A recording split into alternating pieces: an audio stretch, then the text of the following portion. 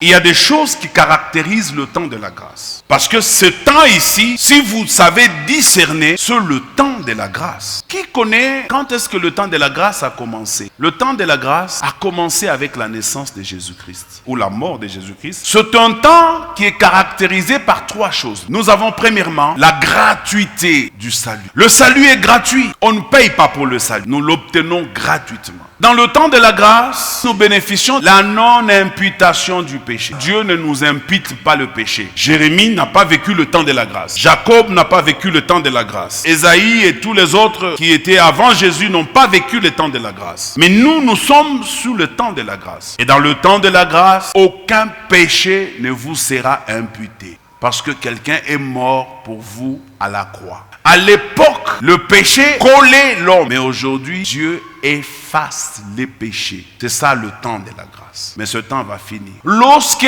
le troisième élément va se manifester, ça veut dire l'apostasie. L'apostasie veut dire la foi de plusieurs va baisser, va diminuer. Le faux va prendre de l'ampleur sur le vrai. Le vrai va disparaître et le faux va commencer à s'imposer. Et l'église du temps de la fin, c'est une église. Le diable va s'installer dans l'église. Des moments où le diable va pénétrer l'église. Et ne trouvez pas ça étrange si vous constatez que le diable a commencé à s'installer dans les églises. Et qu'il a commencé à enrôler certains soi-disant ministres de Dieu en leur dotant de pouvoirs maléfiques, démoniaques et sorcelleriques. L'église doit être sage et très souple. Parce qu'en ce temps ici, on ne peut pas encore appliquer ces passages de la Bible qui dit les méchants ne tiendront pas dans l'assemblée des saints. Mais au temps présent, les méchants tiennent dans l'assemblée des saints. Où le mal